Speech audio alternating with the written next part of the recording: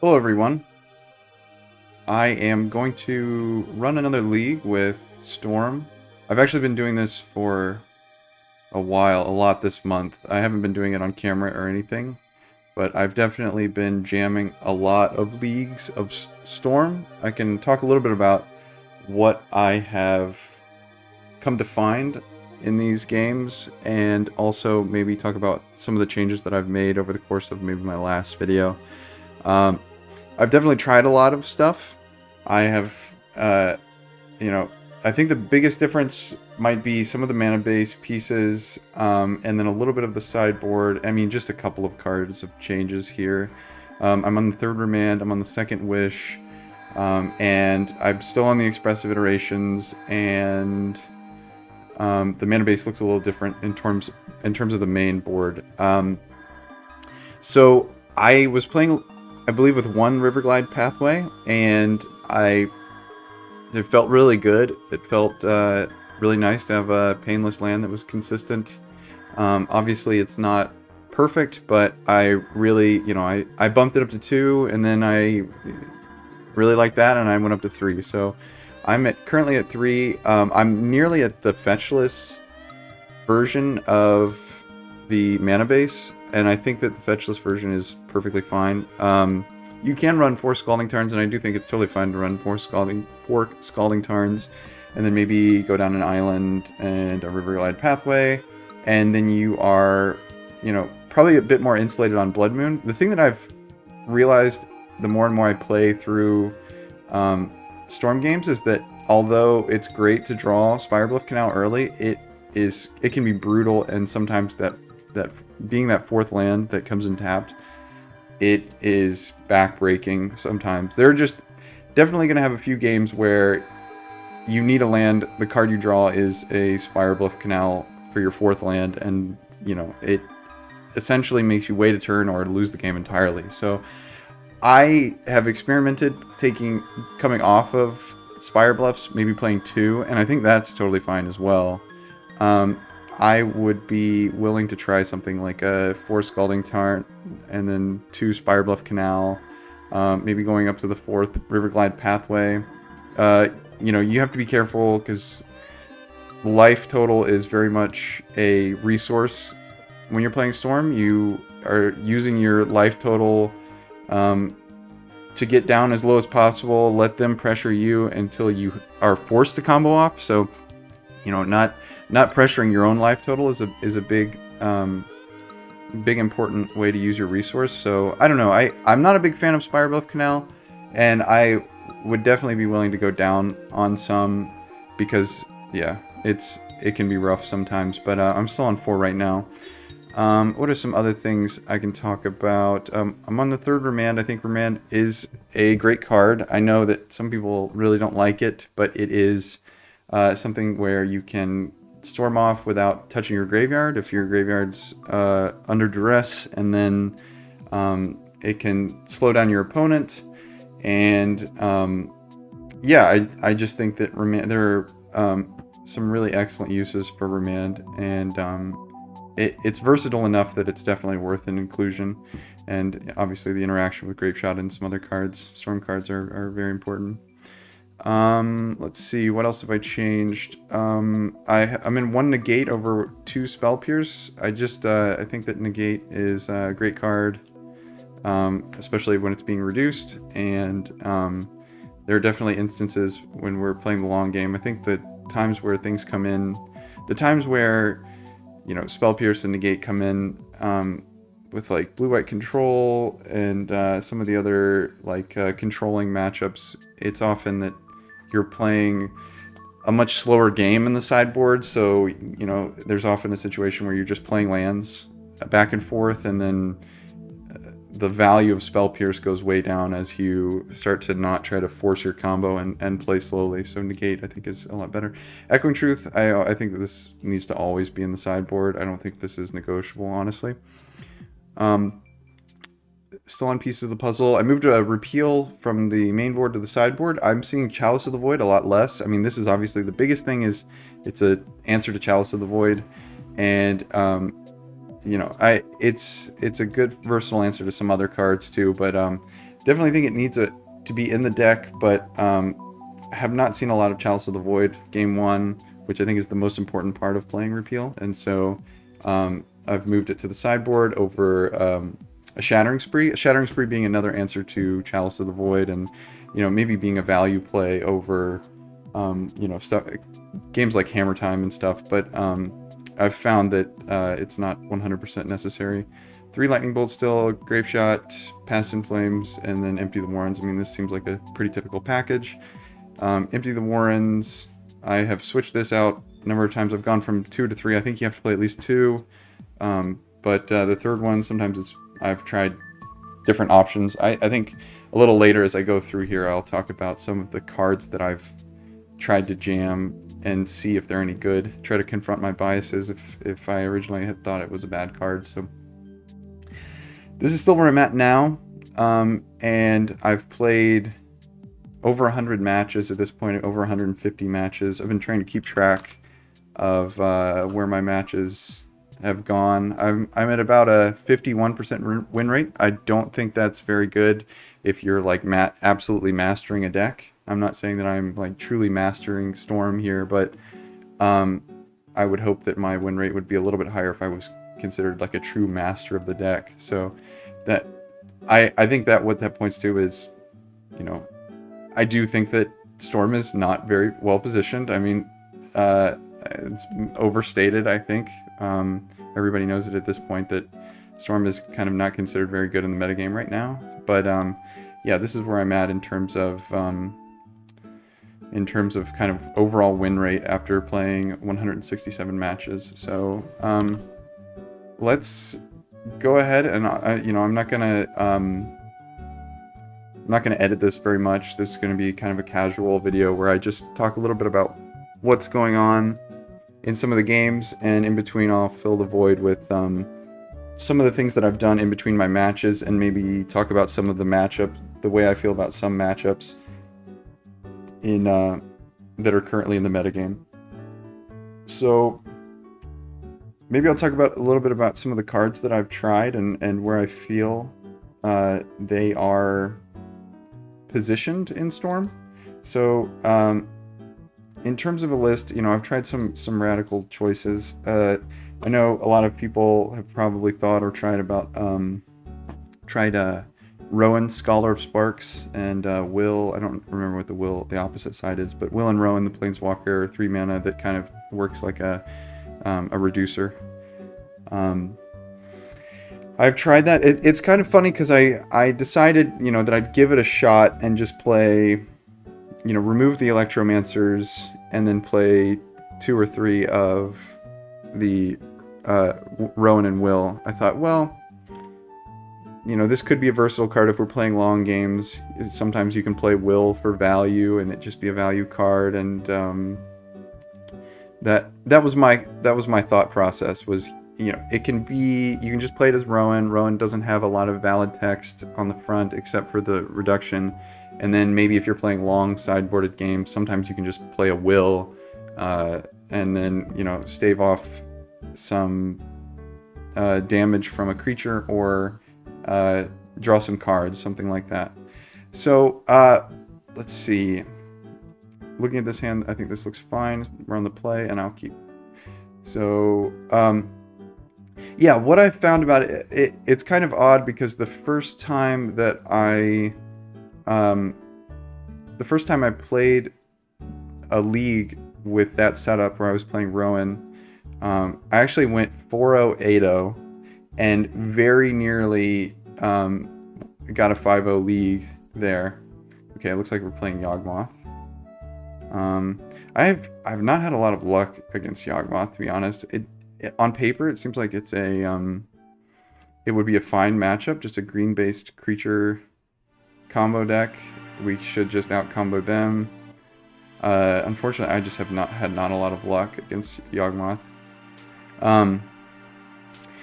Anyway, I went 4-0 and 8-0, 4-0 in matches, 8-0 in games, in that league against a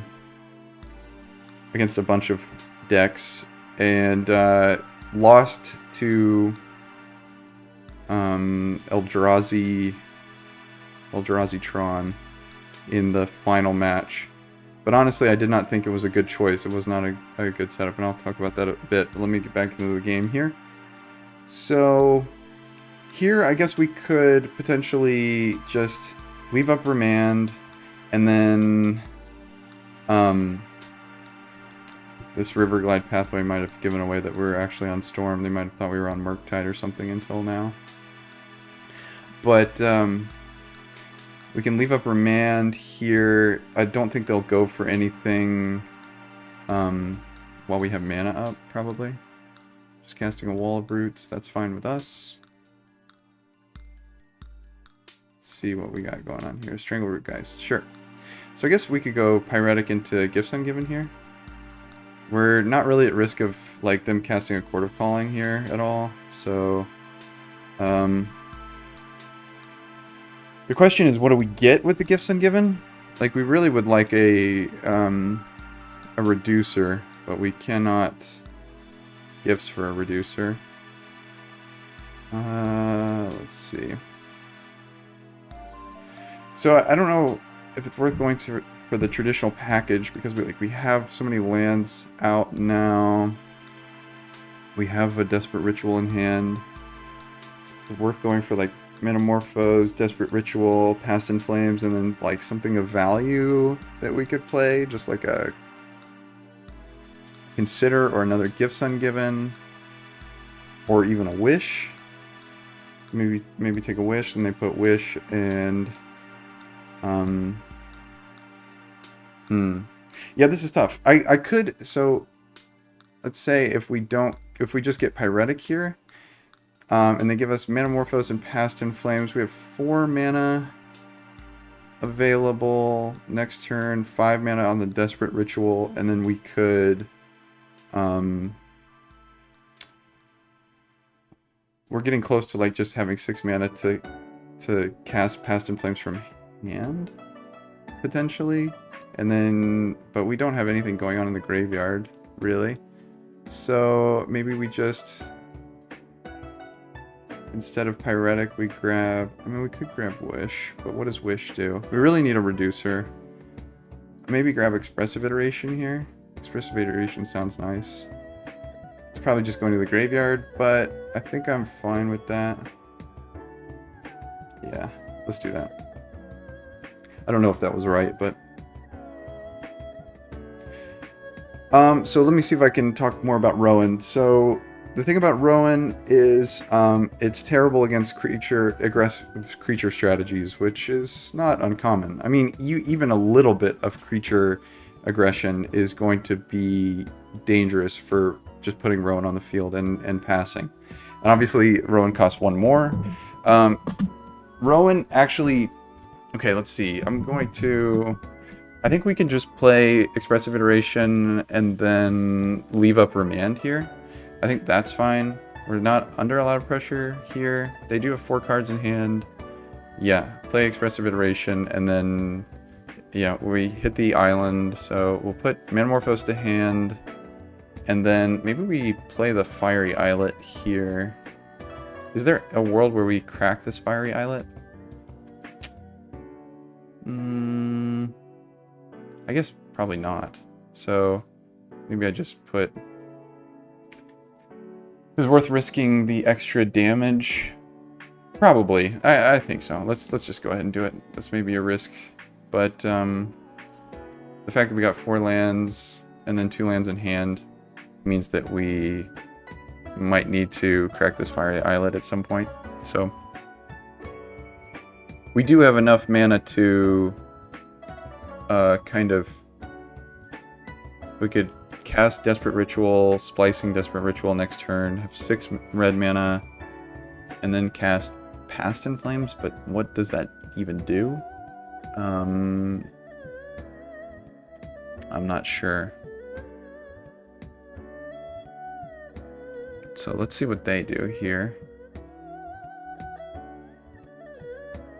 I think they are contemplating casting anything into 2 blue mana. I mean, we're going to Remand this. It looks like it's probably a Yawgmoth. So yeah, It's definitely getting remanded.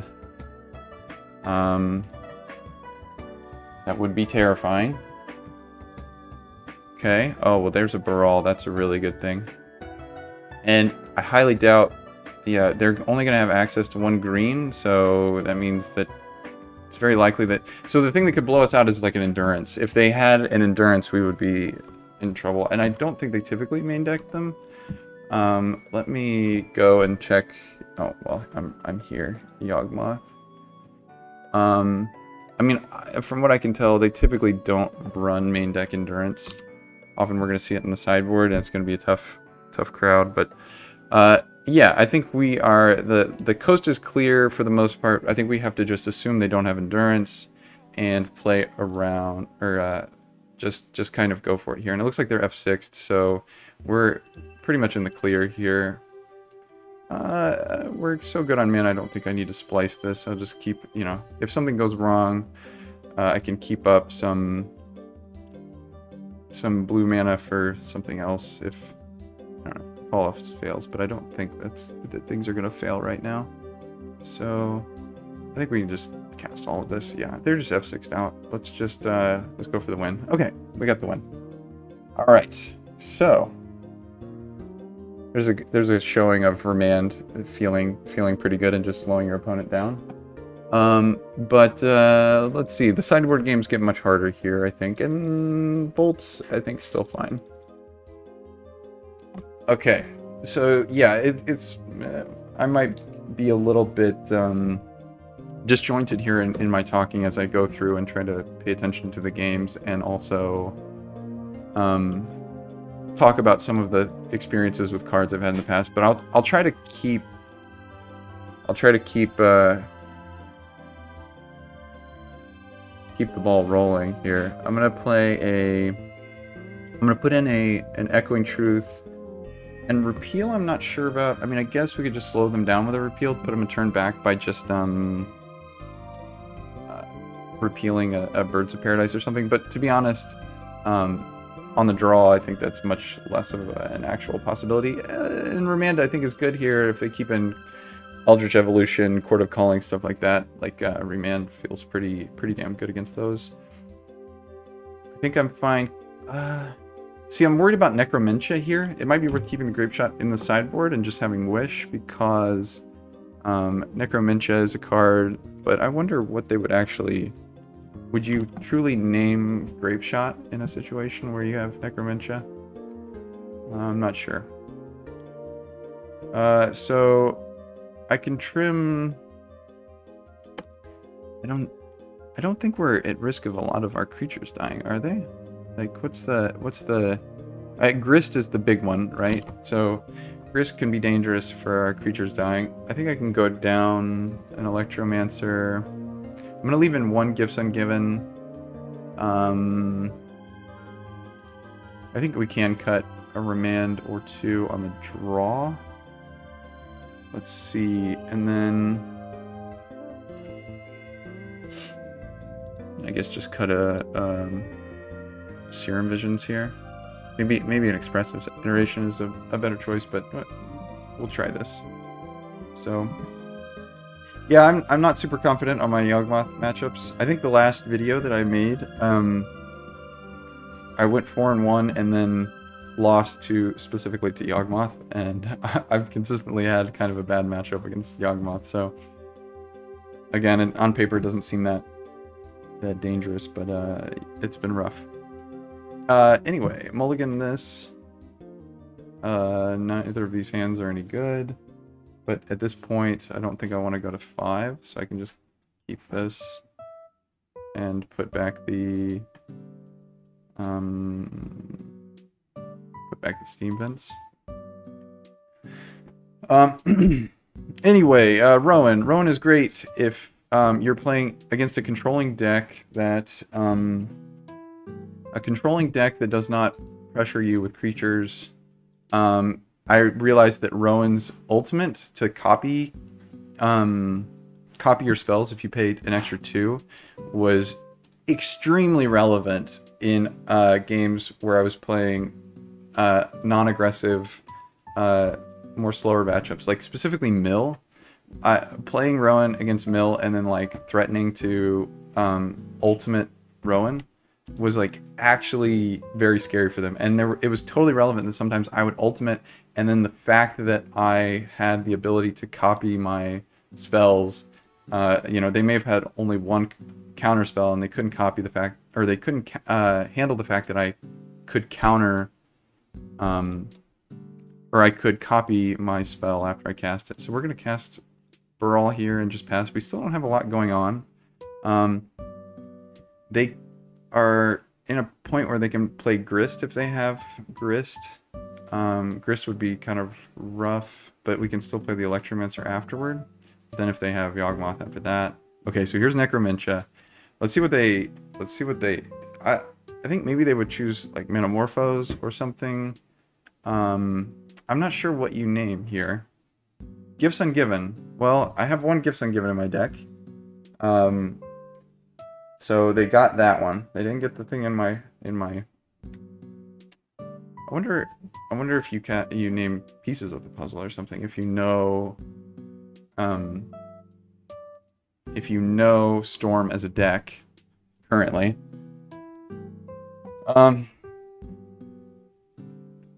So what do we do next turn? That's the question. So like they take the one Gifts Ungiven. It's not that big a deal. Do we just like try to play like they don't have endurance and like, you know, try to go off or something like that? I mean, obviously we only have the Selendi Vision here. I can block here. Is there a risk of doing so? Like, so what happens if I block here? Do I get punished if I block? I don't think so. I can just block the Yawgmoth, right? I'm gonna do it. I sure hope I don't get punished. Okay. And alright. So now we have 3 mana. We have access to 6 mana with the Pyretic and Metamorphose. Here they have 3 cards in hand. I mean, so I could cast Pyretic Ritual into the Metamorphose Selendi Vision, see what we get. Or I could just cast the Serum Visions first. I think that's probably better. Let's just cast the Serum Visions first. See if we see anything on top that we really like. If we see like a piece of the puzzle, which there it is, then maybe we're in a position where we're more interested in actually trying to go off here. So what could we do? We could cast Pyretic into Metamorphose, draw pieces of the puzzle, cast pieces of the puzzle, have 2 mana floating,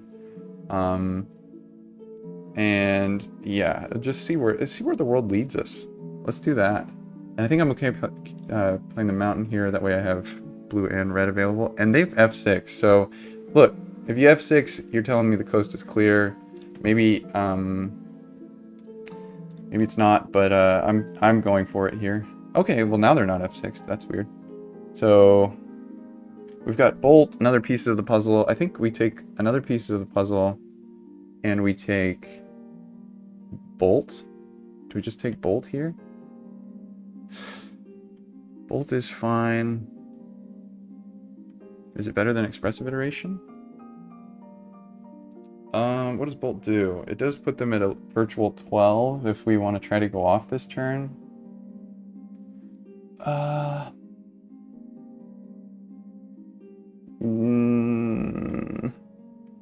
Yeah. Expressive Iteration is very good though too. The chances are slim that we're actually going to combo off this turn. So maybe it's better to go Expressive Iteration for next turn. Although the fact that they might have Yawgmoth next turn is really terrifying. So maybe we just I'll just grab the Bolt. I don't know if that's right, but regardless, I'm casting pieces of puzzle here. We'll see what we get. Another Bolt, which I think we'll take, and then consider. That's fine. So it looks like we're not comboing off this turn, but that's all right. Let's just see what they have for us before. It didn't look like the coast was clear, so maybe they have an endurance that they can actually evoke. So, right now, unfortunately, we're not terribly insulated from like Yawgmoth here. And at this point, I don't know what could punish us from... I guess we could get punished if they play a Yawgmoth. Let's see. Yeah, and then we have 2 damage on Brawl or something, so I'll just let this happen. Maybe they have a Grist here. I don't know. Don't know what to expect.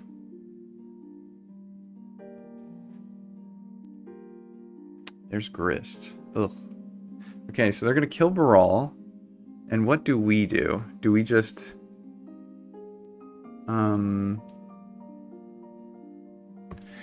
We could bolt the Strangleroot Geist, but what does it makes it to where if they do sacrifice a creature, they're gonna lose the creature, even the undying creature? Does that help us at all? Not really. It does slow down the clock a little bit. It's kind of rough. So let's see what they do. I mean, they're obviously gonna minus kill Baral. So now what you can do in response is like say, I could kill Strangleroot Geist, the Undying trigger happens, and then now they both have the counters on them, so if they sack again, they're not coming back, and they have to sack one and it won't come back. Which maybe is worth it. Maybe is worth it. But we could also just kill this damn Grist, right? So, God.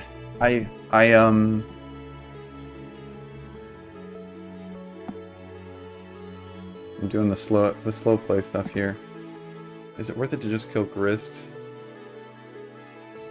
We really do slow the clock down a lot here.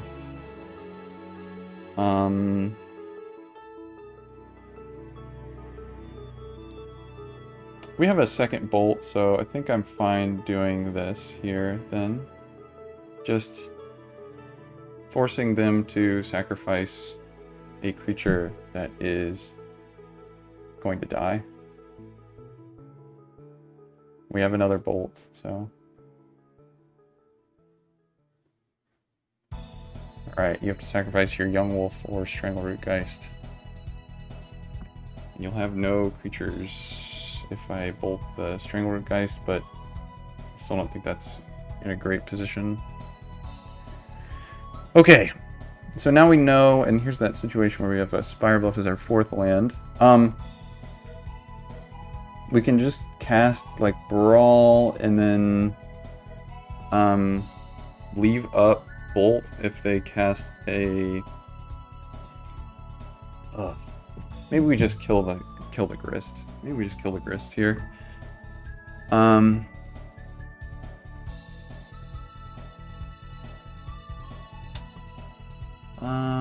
Do we just kill the Grist? Now we can't kill a Yawgmoth. And the Yawgmoth can't kill our creature, so we maybe just kill Grist here. Ugh, I don't know if I'm playing this correctly. We can just kill the Grist here. So this put us in the right spot. Yeah, it's tough. It's tough. So, yeah, I'm gonna just kill Grist. Rough stuff there.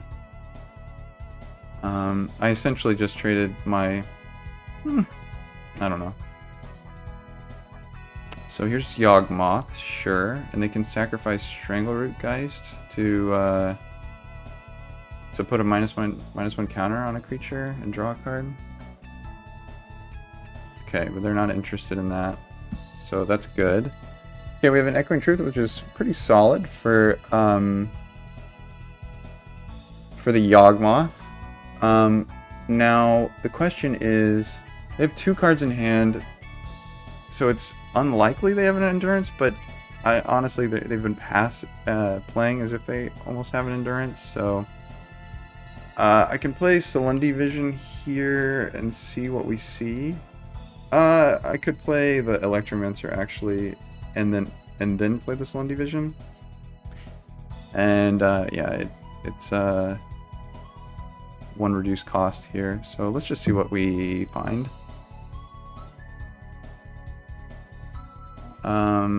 So Metamorphose is probably what we just take here. We're very likely just gonna let them play out their hand next turn, and then like maybe when they go for casting another creature or something, we just bounce Yawgmoth to hand. So now that they've cast this, we just bounce Echoing Truth, or we Echoing Truth Yawgmoth to hand. They could sacrifice their current Strangleroot guys to draw a card, but okay, good.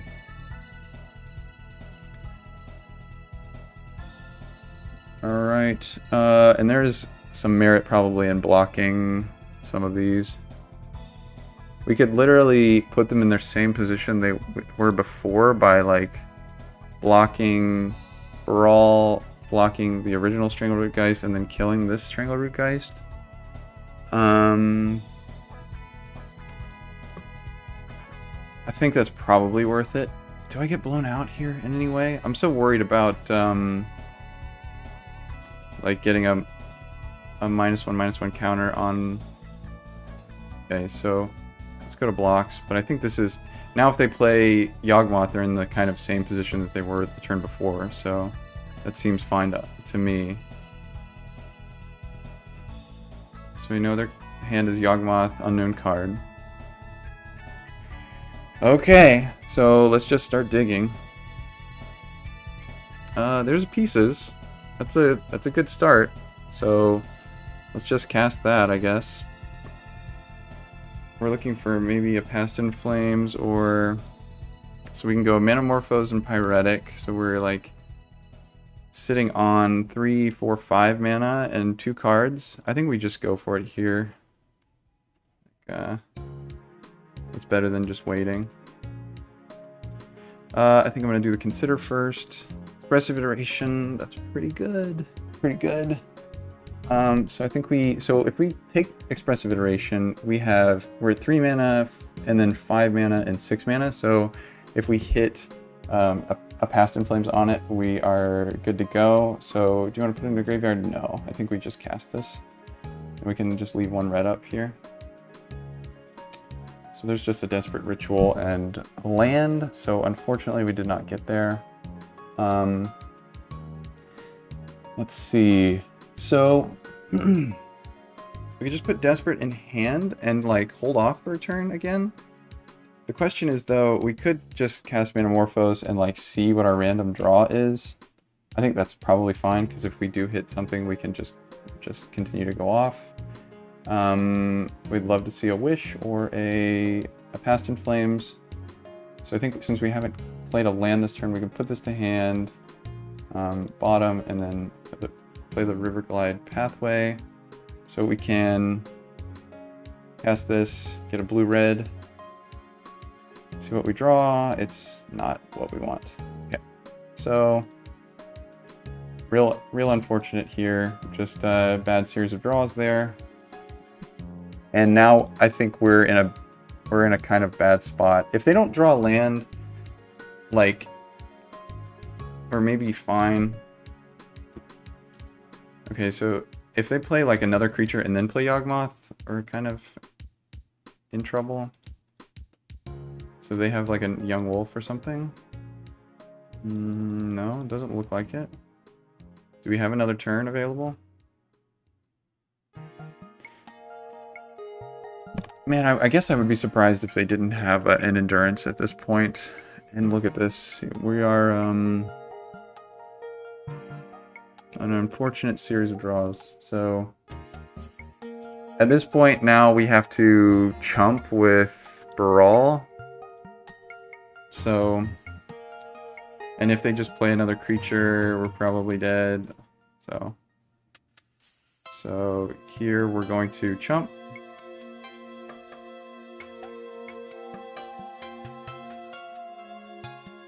They put us at 3. They play a land. Are we still in this technically? Bird's Paradise. I guess we are technically in this still. So, a Past in Flames off the top will probably get close to winning it for us here. There's a Grape Shot, but that still doesn't do it. It will let us kill the Yawgmoth. Ugh, it's so rough. Maybe we have to just kill the... So they can respond by putting a -1/-1 counter on the Strangleroot Geist. I'm surprised they didn't do that last turn. Sacrifice the birds, put a -1/-1 counter on Strangleroot Geist, and start drawing cards, see what you get. Yeah, I just don't think there's an actual way that we win this here. Just a bad set of draws. Just a bad set of draws. Yeah, what do we do? There's nothing that can be done. So yeah, there's just no way we win. And we're getting low on time, so I'm just gonna go ahead and pack it in. Rough one that felt like we were doing all right, and then it became much worse. So, but now we're gonna be on the play. I think Remand becomes a bit better. Playing the Electromancer quickly is fine. They definitely have Necromentia here. They could have had Endurance up the whole game. Who knows? So, the Expressive Iteration did look good there. Maybe an Empty the Warrens comes out. Maybe we put the Second Wish in. And yeah, I'm not sure. The Expressive Iteration, and maybe actually keep one Remand out. Really not set on that. I like having the maximum amount of reducers where we are right now, so we can just jam one really quickly. This hand looks fine though. We'll keep it. Alright, so here's to hoping this goes a little bit better. Definitely slow playing that one. So maybe I can talk a little bit here about some of the other cards I've played. Rowan is never going to be good as long as creatures can attack you. That's the reality, I think, unfortunately. It's a fun card. I really wish it was good, but I don't think it's good. I've played Burgi a bit. I don't think Burgi is that good either.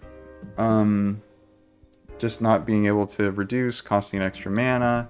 Like it virtually reduces, but still things are going to cost 2, so you have to like play Burgi and then also have 2 mana available for a ritual to like start the thing. So like it's going to like essentially be 5 mana. Oh, I didn't play the Considerate. No, this is where I'm not paying attention. Come on.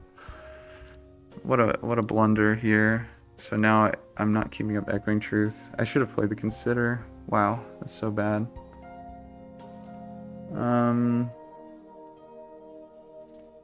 So I think I'm fine putting Spire Bluff on top here. And then definitely play the Steam Vents. This Consider is just going to probably draw the Spire Bluff. Definitely have a plenty slow hand here. Maul of Roots for them. Into a Yawgmoth, sure. So they could cast Yawgmoth next turn. We can keep up Echoing Truth.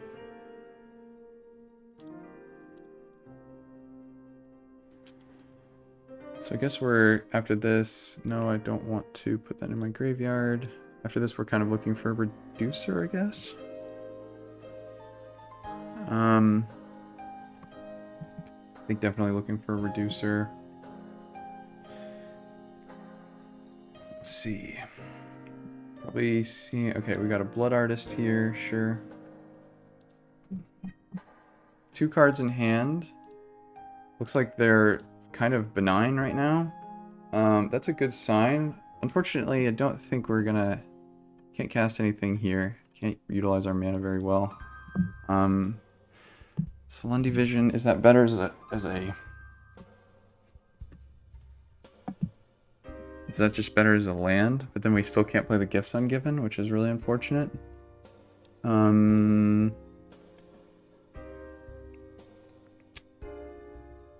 Could just play it as a land.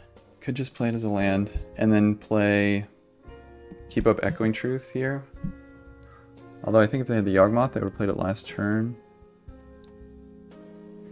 Yeah, I think because we don't have a reducer, our mana is very important, so just having a land drop is a big deal. Really sucks that, like, we didn't have an untapped land to cast the Gifts Ungiven this coming turn. Fetch for a Dryad Arbor here. Yeah, it feels pretty awkward if they do end up playing a Yawgmoth. Okay, we got another Necromentia. Which I think, since they've seen our hand, they originally saw our hand and saw that we had two, let's see, we can look at our revealed cards that we had in hand. We had two Manamorphos, so they know we have two Manamorphos, and because of that, I think I'm just going to cycle them, because I don't want them to name Manamorphos. I think Manamorphos is a fine name for Necromentia, and, yeah, just definitely don't want to just, like, have these removed from our hand. Although we would get two zombies, but... So there's Brawl. That's pretty good. And then we'll just let them do this here. I don't know what they'll name. Maybe Pieces of the Puzzle or Past in Flames. Past in Flames is a good name. Grape Shot. I don't think that's a good name, to be honest, if you're playing in the Wish metagame. And this is why we kept one Wish in the sideboard, for the fear of Necromentia naming Grape Shot. So that's fine with us. And now they cannot Endurance next turn, which is relevant. So, yeah, really unfortunate that we cannot cast this Gifts Ungiven. So, next turn we'll have 5 mana and be able to just cast Play Brawl, then cast Gifts Ungiven on their turn. I hate giving them draw steps here, but so there's a Manamorphos. So what can we do here? So if we play Brawl, we play the land, we have 3 mana, we go to 4 mana with the Manamorphos, play Past in Flames, have 1 mana up, then have 3 Manamorphos to go up to 4 mana. We go back up to 4 mana, draw 3 cards, we Ancestral Recall, and if we hit any ritual, if we hit any Pyretic or Desperate Ritual, we can just win the game.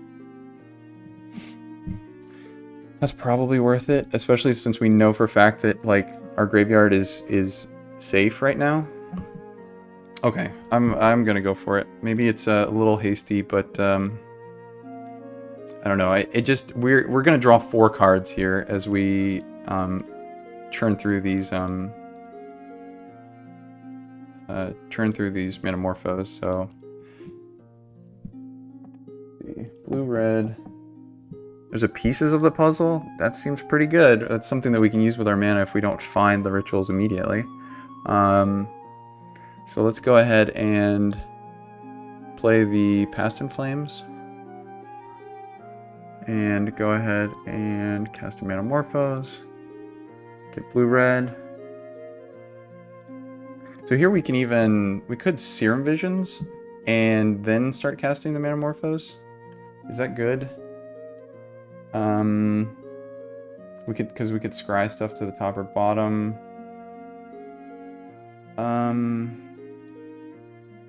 Probably not. Probably not. It gives us 3 looks. Are the 3 looks worth it? Maybe not.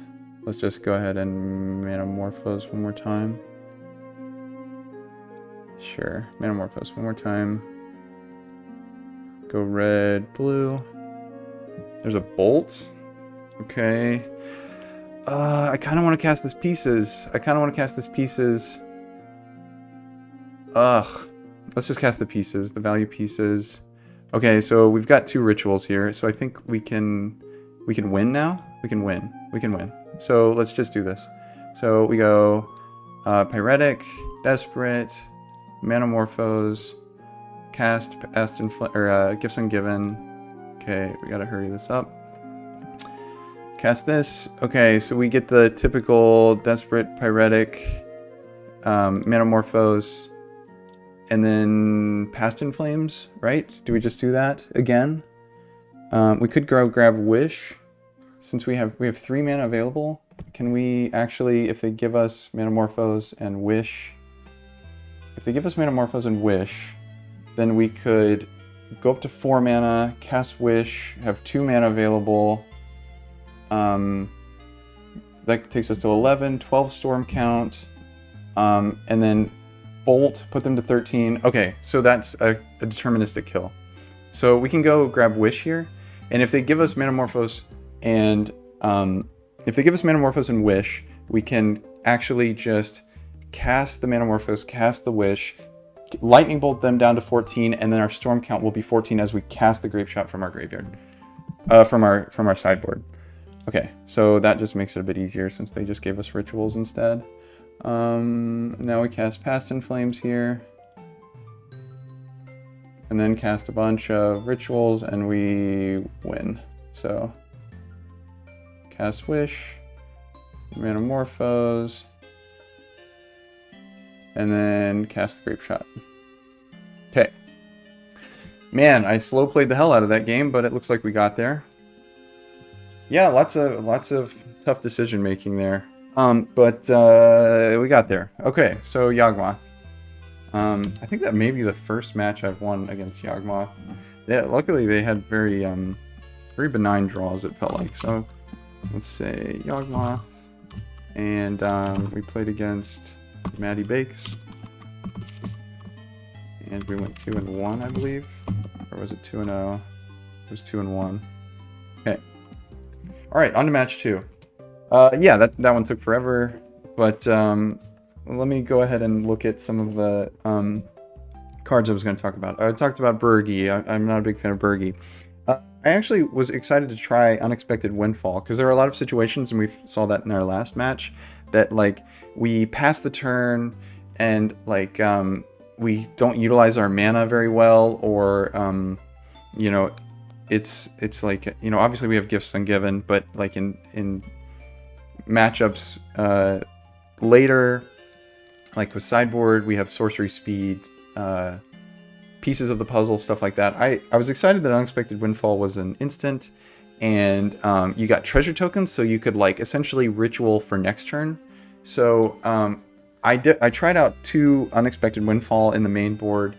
It didn't seem terrible. It did not seem terrible. It did not seem great either. The thing that I was excited about is that you could cast it on instep, on the opponent's instep, and kind of like have the mana by surprise. And also, you know, sometimes you're holding up Remands and instead you want to cast something else because they don't play anything.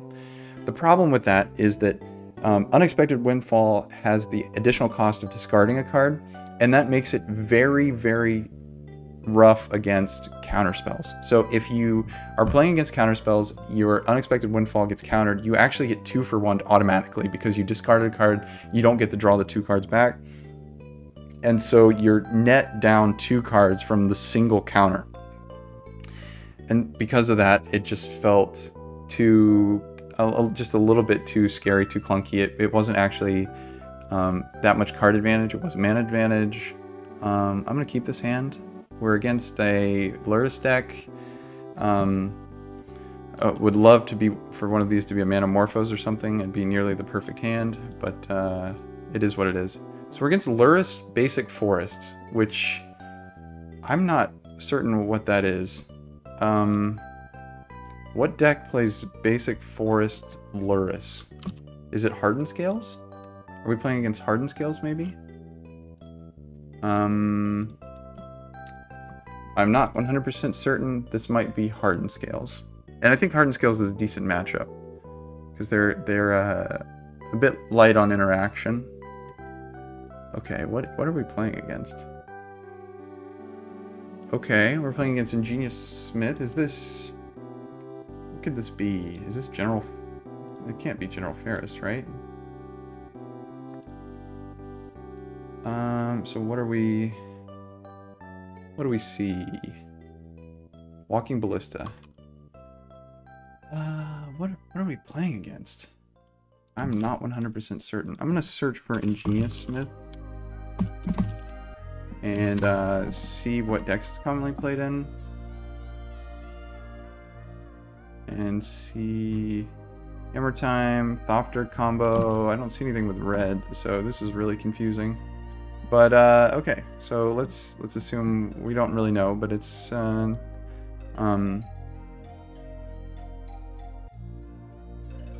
see. And at that point, I'm a little scared because of the red mana that our Brawl might die, but I think it's safe since I've only seen a Walking Ballista that will not be able to kill the Brawl. We can just jam this Brawl here. Okay, there's an Urza Saga. I still don't know what we're playing against. There's Esper Sentinel. That's fine. We actually have the kill here if they have no interaction for us at all. So we'll go ahead and take this. Honestly, I have no idea what's going on.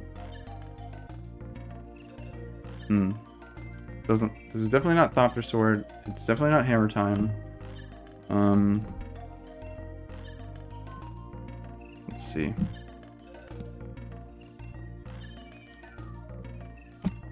Definitely not Thopter Sword, definitely not Hammer Time. Doesn't look like Hardened Scales at this point. It has everything maybe in Hardened Scales except for some reason it has red. So maybe this is just a red herring here. A red mana herring.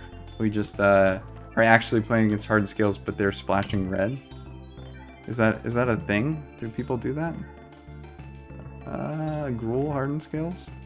Perhaps? So there's a Walking Ballista, which means they are essentially F6'd. Yeah, I'm just really confused. Okay. But that's fine, because I think we just win here. Let's just cast a Pyretic, and we'll let them draw. I don't think... I mean, unless they're playing an Endurance in an artifact-based deck. I guess they could be playing Solitude. And actually, the way... with the mana we have, we don't need to let them draw, so this would just be a waste to let them draw here. So I'll go ahead and pay for it, and we can just play this island here and be just fine. No need to risk it, especially when we have no idea what we're playing. Okay. Allow that to be cast. The opponent has not F6'd. We get to cast Gifts Ungiven with 1 red up. And now we just get the package and start going to town. We're just going to pretend like they are F6'd, because I'm just not sure what blows us out here besides maybe Solitude. But again, I don't know, Solitude in an artifact-based deck sounds spotty. Sounds shoddy.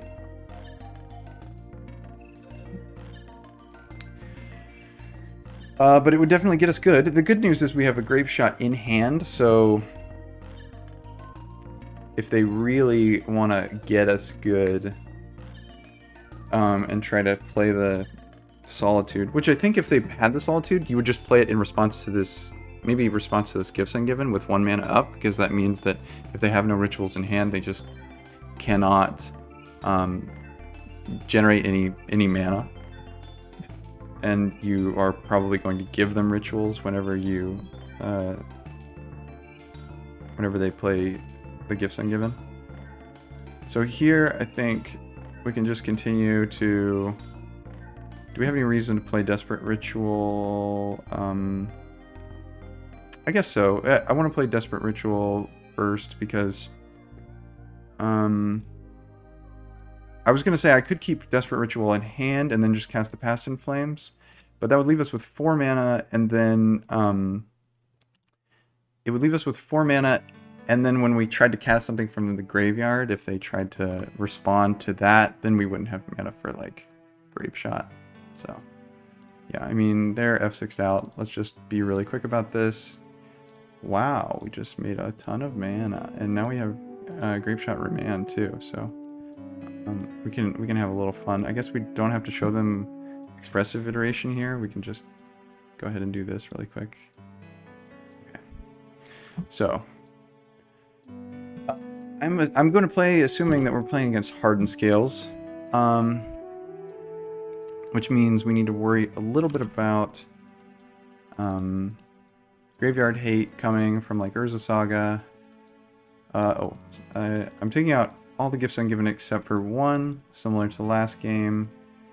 And then bring in the piece of the puzzle. I think we can take out a Past in Flames, take out a Wish, bring in... I'm not super big on Empty the Warrens against them, but it is something to do, so I will bring in 2 Empty the Warrens, leave 1 on the sideboard. The Lightning Bolts are obviously great here. And I think the Grape Shot is just pretty good against them here as well, so I think we just bring it right in. And maybe we leave the Past in Flames in and just take out the Wish. Maybe that's something that's feasible. I think the Repeal and the Echoing Truth can also come in. Something that I'm curious about. Let me look at... obviously things have changed a lot, but I'm going to look at Caleb Scherer's way that they handled Hardened Scales and see how I agree or disagree with it. Take out 1 Past in Flames, bring in 1 Empty the Warrens. I think that's a good idea. Taking out Rituals, I don't know how I feel about that. I do probably agree with taking out an Empty the Warrens. I even probably would put in a Wish over it. The Remands can probably come out, especially on the draw. And then maybe the expressive iterations are not as exciting here. We're kind of just playing a combo them out quick game for the most part. Take out a Serum Visions and go. I know Caleb took out the Electromancers, and maybe that is the right choice. I kind of like keeping them in though. And yeah, now I'm gonna bear the fruit of my choice and just drawing way too many reducers. But I think this is fine. It's a 1-land hand with a Consider. I don't know if I've spoken about this before, but I am very willing to keep a hand with 3 looks. I think based on the mulligan rules now and having a 1-lander with a cantrip, I'm not always going to keep that, but I'm going to take it in a case... Wow, we've got our 4th reducer. Nice. I'm going to keep a 1-land hand and a cantrip anytime that I get 3... I should say 4 looks. I should say 4 looks at a next land. And what I mean by that is if we have Consider on the draw, then our turn 1 becomes we get a look for another land at our draw step there. Then the Consider gives us 2 looks because we can put the next card in the graveyard and then draw another card. And then for the second turn we get another draw. So that gives us 4 looks at getting the second land. The times where I don't keep it is if we get less than 4. So that would be if we're on the play and we have specifically a Consider. I think taking a mulligan at that point is more valuable than actually...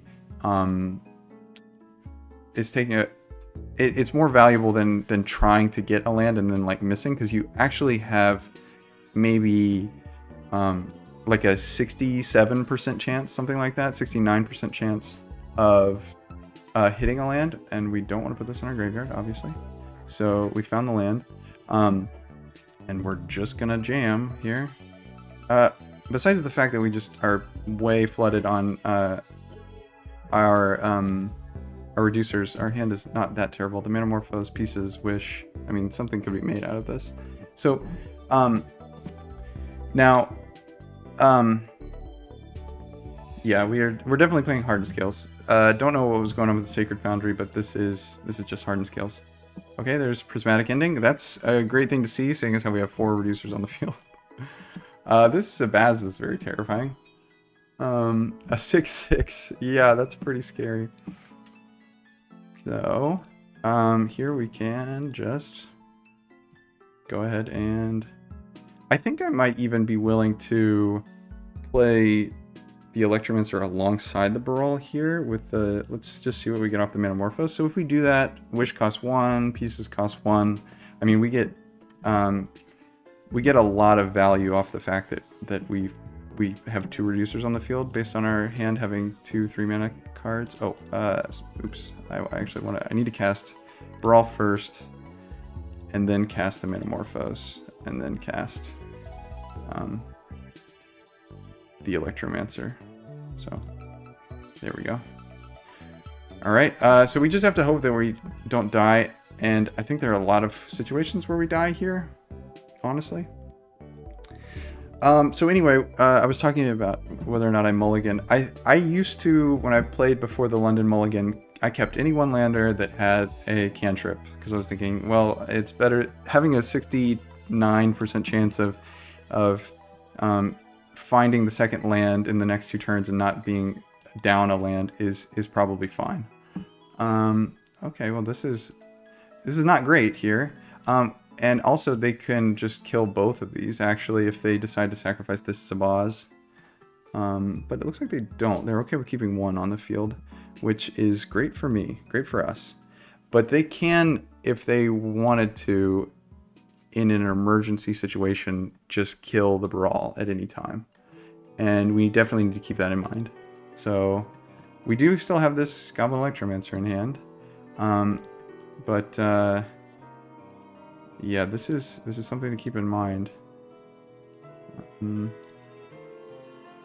For the pieces, see what we get. There's a Grape Shot, which I think is pretty good. See, their Urza Saga is going to go off here, and so they're probably going to get Graveyard Hate. They can just get Soul Guide Lantern, Relic of Progenitus, something like that. So our graveyard's probably not going to be available next turn. So what can we do here? We can go Desperate Pyretic, go up to 6 mana, cast Wish, go to 4 mana, cast Past in Flames. And then, does this all fall apart if they kill?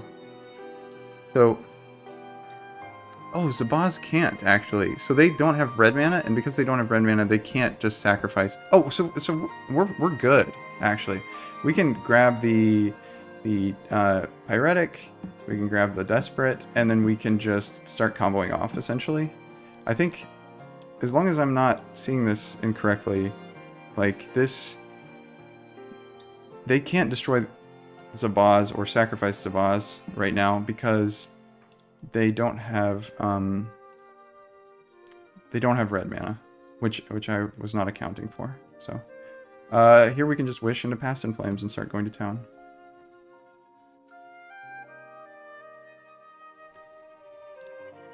So let's try that. Let's see. All right. I mean, I think we've got this. Okay, they're just F6ing now. Okay. Looks like we've got it here. Cast Wish, just in case. And...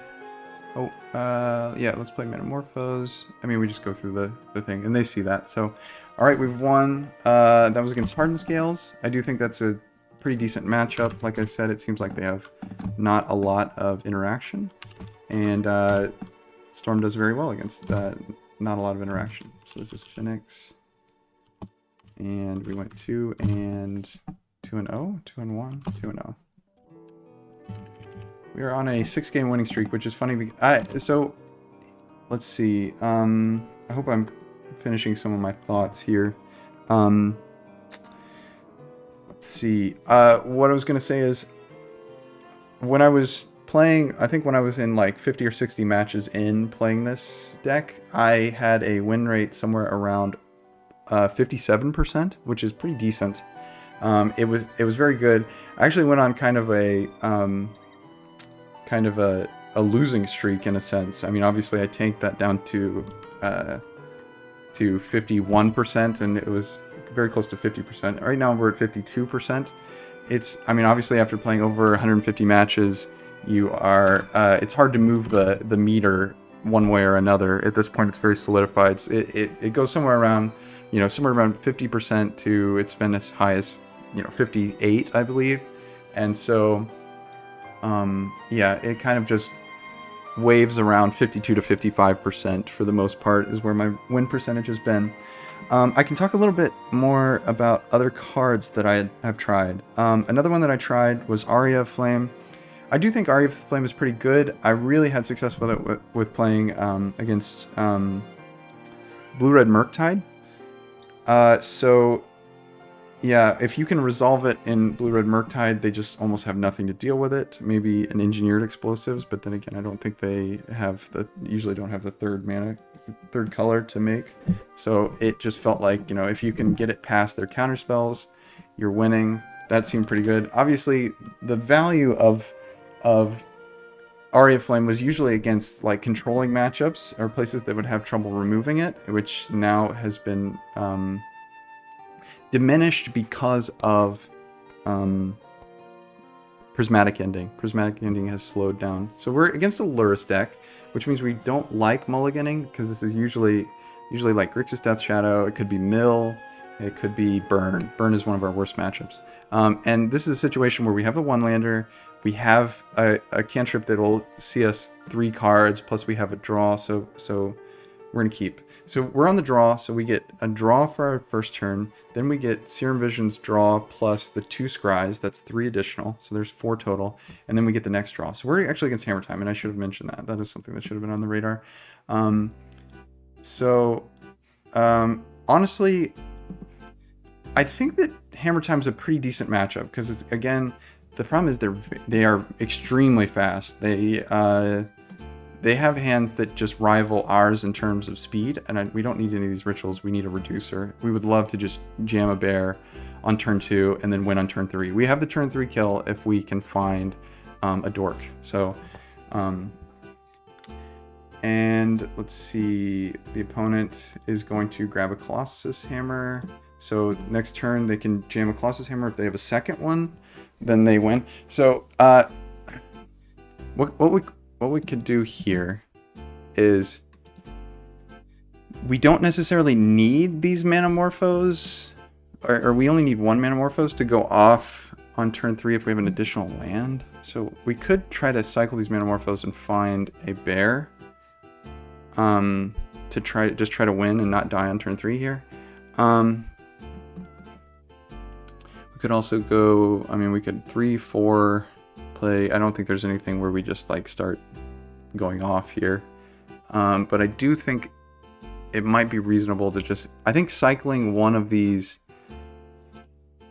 well, maybe not. I say never mind, because one, if we get the 3rd land, and we would need a 3rd land and the dork, but if we do that, we can just go off. And here we might be representing, they may not want to go for it in front of open mana, right? So like we can just put up this and then, maybe scare them into not outright going for the like kill while we have mana up.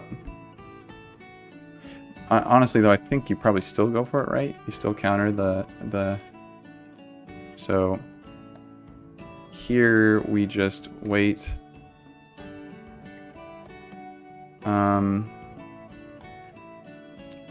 we can let this happen. Again, I think it's important to keep in mind that they may not know that we're on Storm yet. So if we just outright die here, there might be some merit in just letting that happen. So there's no way we stop this from actually attaching, right? So we just let this happen. And then, okay, here's the second Colossus Hammer. So here we have to just like, actually don't think there's any way we get out of this, because we could Manamorphose, try to find like a remand or something, but then we remand it, they still have 1 mana up, so we just lose here. Yeah, sometimes they have these hands, this is what I'm talking about, where they turn 3 us on the play, and it's like, we almost had the turn 3 kill for them there, but then now it becomes like a die roll thing, where sometimes they just have these 2, they have a hammer in hand, they they got the other one like Stoneforge Mystic, and then they just like go for it here. I think it probably was the right play for them to go for it against us. To go for it and like try to bait out a counterspell or something, especially since they had 2 hammers there. So because they could have played the hammer if we actually had a lightning bolt or something. They try to equip it, and then while it's on the stack, we lightning bolt the Memnite, and then while that's on the stack, they can play their hammer again. So they played that as it should be expected, I think. I think I bring in both Grape Shot because they're not going to like surgical extract us or anything, and honestly, it's not a bad draw. Like, you can early game potentially just kind of kill 2 or 3 of the creatures. On the play, Remand I don't think is just... I think Remand is just not for this matchup. We take out Gifts again because like we're very likely facing like Sanctifier Invec. I'll usually leave 1 in, and then we can take out probably the Expressive Iteration, because this is still very much just a race. We keep all of our dorks in. We just want to jam a dork and then try to go off very, very quickly. So, yeah, I think this is what we do. We could keep 1 Wish in. Is 1 Wish better than like a Salundi Vision?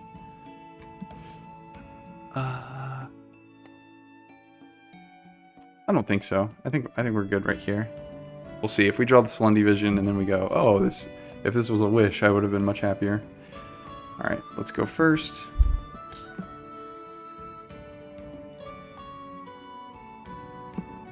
Well, can't keep a no-lander, so we mulligan. And this hand is garbage too, for the most part. Do we go to 5? So, what does this hand going for us? So if we hit draw spells, we can like cast them, but like we have to hit draw spells and filtering. If we draw more lands, this is a disaster. Is it like just better to go for 5 cards? Is there a better 5-card hand than this? Unfortunate that this might be how we die through mulligans here, but I think we don't keep this because this is just it looks extremely ugly. And this actually is a better hand, although it is terrifying that we have a 1-lander. So it's very likely that we just lose here, right? They're on a mull to 5 though too, luckily. But the good news is we can just like, if we hit a 2nd land, which is statistically unlikely, we can just jam a Baral and like kind of, I think we put back the Grape Shot here, and then we are on the Empty the Warrens plan. We like try to do a very quick turn 3 Empty the Warrens while they're on a mull to 5. Again, we have to hit a not only do we have to hit a land, we can't hit a basic island at this point, unfortunately. So maybe it was worth, so I would say, oh, okay, maybe we just play the mountain, play Lava Glide Pathway instead of River Glide Pathway. But then again, what if we hit like a Consider or something, right? That gives us another look. And I think it's worth hedging towards that than hedging towards the, oh, I might draw the basic island. And then, of course, here I'll draw the basic island or something. But no, look, no land at all. That's even worse. So, yeah, we just keep going. So hopefully their mull to 5 is nice and slow, because it looks like ours is going to be as well. We could be doing just fine if we hit the land this time, or like in the coming draw. Here's Sigarda's Aid into a hammer. That's not the slow, start that we were hoping for. So we're probably just dead here. It looks like it's very likely. I mean, even if we get the, I guess if we get the land, we could now Desperate Manamorphose Empty the Warrens instead of just casting, oh, actually we could cast, so if we get the land, we could go Desperate Ritual, Manamorphose, play Baral, have 1 mana floating, Desperate Ritual, cast Empty for 10 goblins. That's not bad. That's not bad. And they don't have Trample over here. Not yet. So that's not the worst thing in the world, but we have to hit the land.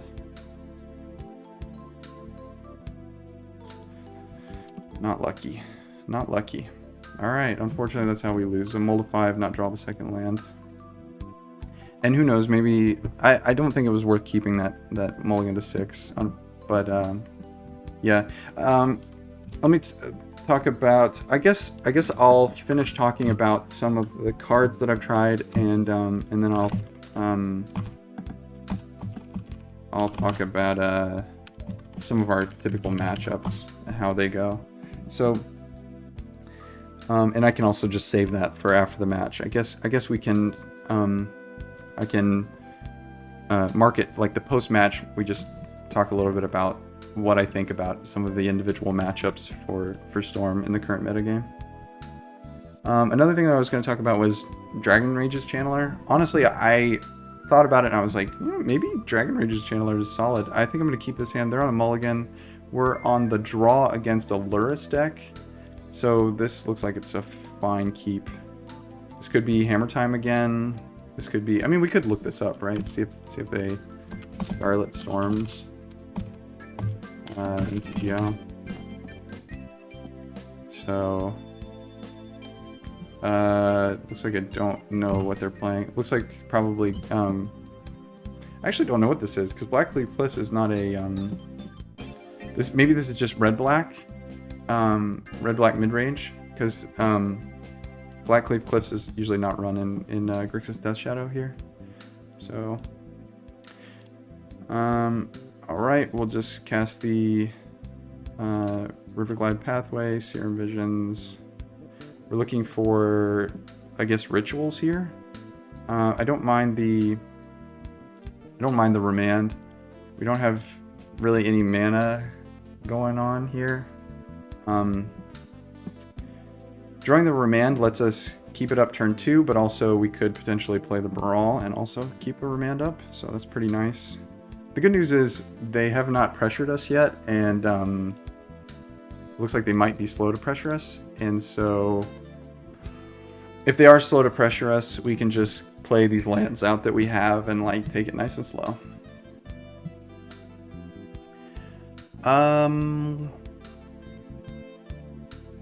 Perhaps this is worth remanding. I think I'm fine remanding this. It's just a Time Walk, draw a card. I think that's a fine play. But I still don't feel comfortable playing out Brawl, especially with a potential Lightning Bolt up, and also we couldn't even combo off anyway here. So I think I'll play the Mountain out because we can play Selendi Vision on their instep. We can even potentially play Desperate Ritual into Gifts Ungiven, but I think Selendi Vision is probably the better choice.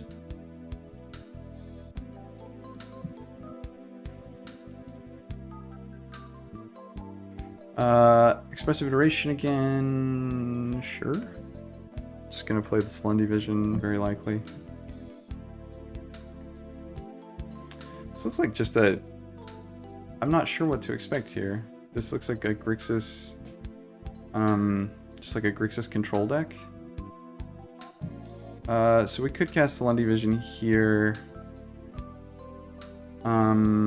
Which actually may be worth it, right? Because if it's something good, they could discard it, but then we still have Past in Flames available, right? So Selendi Vision may be just worth casting here. Just utilizing our mana. Grab an Expressive Iteration ourselves. I think that sounds pretty damn good. They'll probably take it, but that's okay. And who knows, they may take the Brawl. But I'm totally fine. Again, we have not gotten pressured. Yeah, they take the Expressive Iteration. Okay, that's fine with us. Which means they're not scared of the Brawl right now. Which probably should definitely insinuate that they are... if they're not worried about it, they are probably packing some kind of removal here. And now the cat's out of the bag. We're playing Storm. We're not playing Murktide, so we're not going to fool them with that.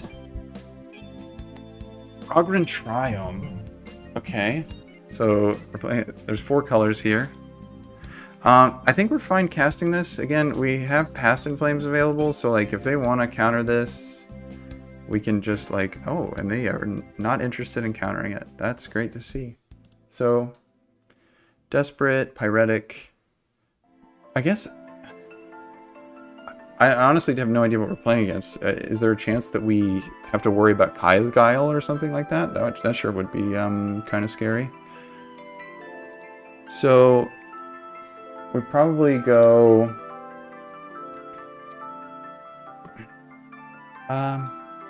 So, we could just get the rituals and then like maybe grab something just for pure value's sake. Like, we could even make this a pure value Gifts Ungiven, right? We could make this just Manamorphose, Expressive Iteration, Gifts Ungiven, and then just try to grind them, which I'm actually kind of interested in. But we need to get some of these rituals in the graveyard. We do have 2 of them though, so maybe we go Manamorphose, Expressive Iteration, and then Gifts Ungiven. I mean, I don't know how okay it is to be delaying, but again, we're not being pressured at all. We are okay playing, like, we've got a hand where we can kind of play a value game. So, like, I'm up for just playing pure value Magic for a little while.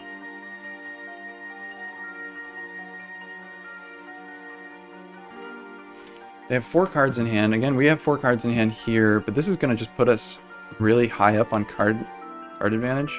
And this shows the Expressive Iteration, I think, like, it feels really nice. Now I have, you know, this Remand, Gifts Ungiven, Expressive Iteration, all these cards that, like, generate card advantage in these grindy matchups. Seems really cool. So they have 5 mana available.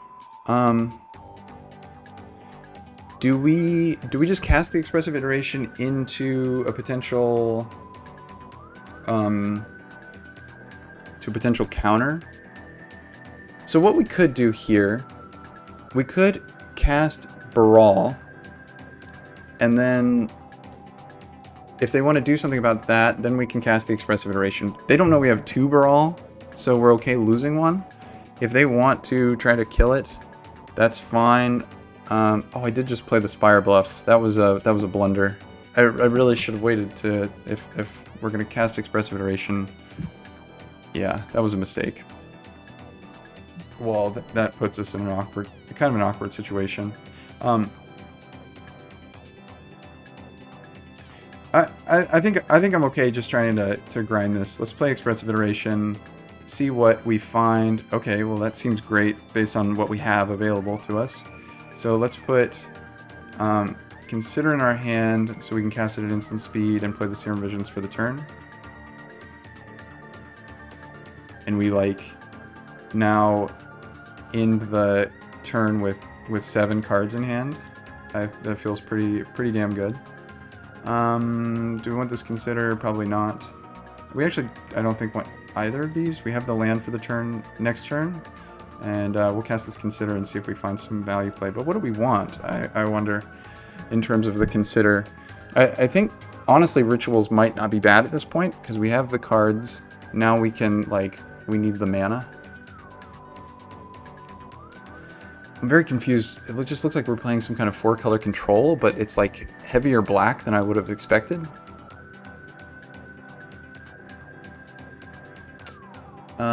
Yeah, I'm okay putting that into the graveyard. Okay, another Gifts Ungiven. I really am curious what we're playing here. Maybe let me look up Scarlet Storms.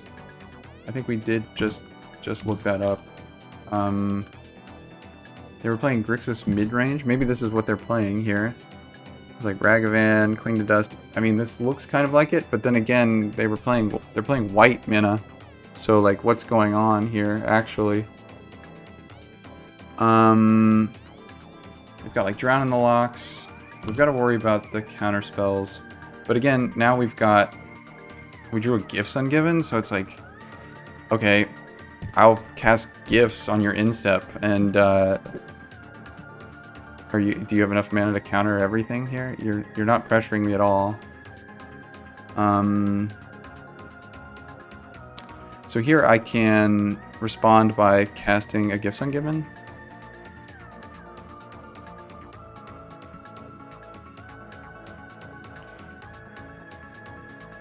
then like we can just grab like I mean, I guess we can just grab the rituals and stuff, right? So we grab Desperate Ritual, Manamorphose, Pyretic Ritual. Do we just grab the typical package here? And then Past in Flames. So like, they know we already have Past in Flames, I believe. We could just grab Wish as well. I think that's fine. We gotta be worried about our Past in Flames being countered. And the big thing is like Force of Negation. It looks like they don't typically run Force of Negation, but they are running white. So let's do this. We get really punished if we cast a Past in Flames and then they Force of Negation it and exile it. But I think this is probably fine. So they give us the rituals. That's fine.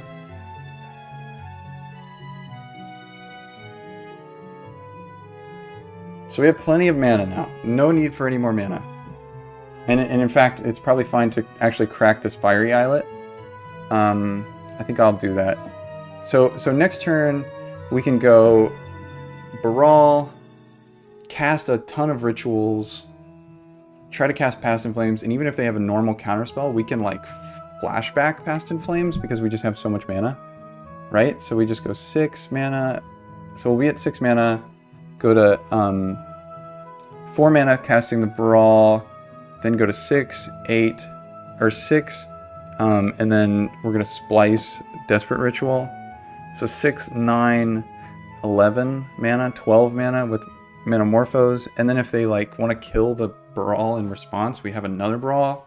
We go to 10 mana, we cast the Past in Flames, they go to 7 mana, they counter it, we cast the Past in Flames again, we flash it back, we still have enough mana for that. So yeah, just a wealth of mana, just probably doing just fine here.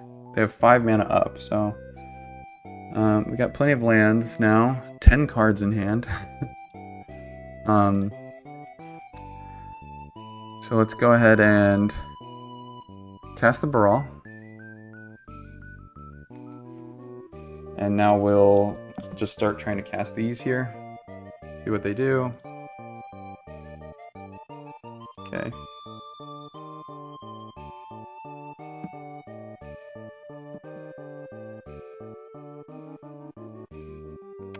Okay, we can just cast the Past in Flames here. No big deal.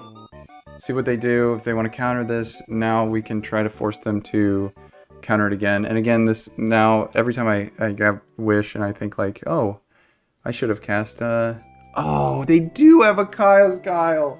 Oh man, that was what I was worried about.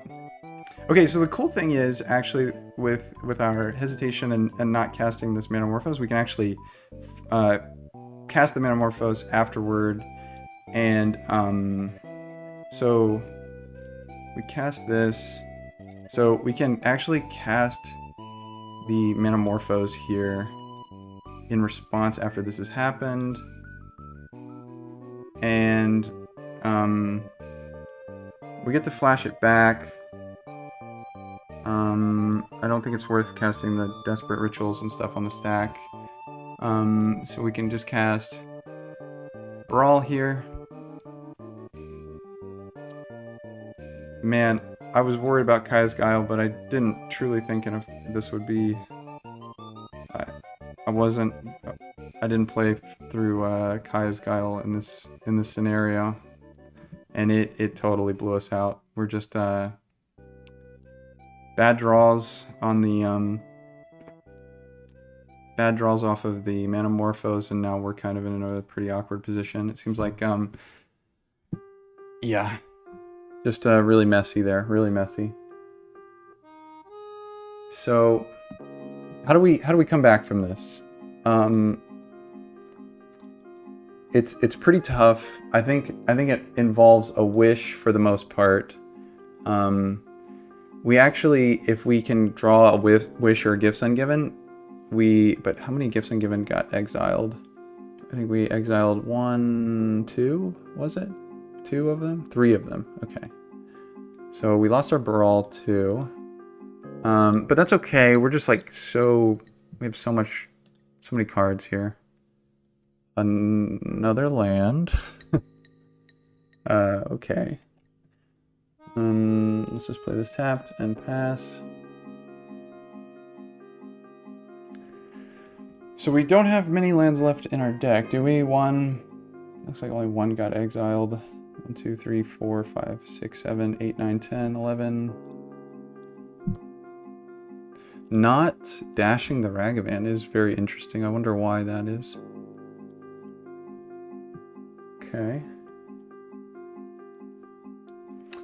No reason to cast this, I guess. But, yeah, kind of unfortunate. Yeah, we're just in a really bad spot at this point. I mean, I think this is essentially over. I don't want to F6 out because I want them to still, like, kind of be worried that I might cast something on my instep. Desperate Ritual, I'm glad they cleared that off the top. That's not what I wanted to draw. Thank you for that. I mean, there's just like no world where we win this, right? Like, I'm just gonna jam these and, like, I know it's like loose play, I guess, but, like, we also have to worry about the clock at this point because I've used 10 minutes here. Yeah, I'm very curious. Now I'm gonna have to go back and look. I feel like I probably played that incorrectly. I mean, I should have been thinking Kaya's Guile. I even mentioned it at one point, so yeah, really unfortunate. Okay, flashback. Unholy Heat, sure. Alright. So, is there any way we get back into this? Let's think. I think Wish is the big thing, right? Because if we have Wish and they've, like, somehow, some miraculous way don't have a counterspell, which they obviously do, we can cast these rituals, then just, like, cast Wish, cast Past in Flames, and then, like, okay, so they can see what we have. Do you see anything good? Do you see anything good in there? Put Luris to hand. Okay. You gotta give me a Wish. Another land. Okay, we'll just concede because we need to worry about the clock at this point. We've essentially lost. That really sucks. I thought we were doing all right in that one, and then things kind of fell apart there. We'll put the negate and spell pierce in, obviously. Putting the pieces of the puzzle in, we gotta assume, and we can, I mean, there's Kaya's Guile, right? So we need to worry about the graveyard. Again, I'll leave one Gifts Ungiven up. I think Empty the Warrens is just fine. They'll probably, I'm almost certain they'll have an Engineered Explosives, but for the most part, it looks like based on their lists, I mean, they have a Flusterstorm. We need to keep that in mind. Obviously, this is going to be different from what they are running right now, but Empty the Warrens seems like it's going to be a solid choice. I don't think Lightning Bolt is worth it, even though they have Ragavans. I don't think we want to change our situation worrying about Ragavans.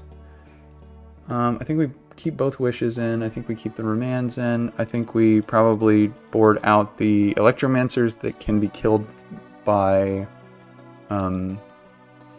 Unholy Heat that doesn't have Delirium, and then I'll remove a Serum Visions because Ragavan makes Serum Visions pretty bad compared to Consider. I would normally remove a Consider, but Ragavan making Consider look kind of awkward.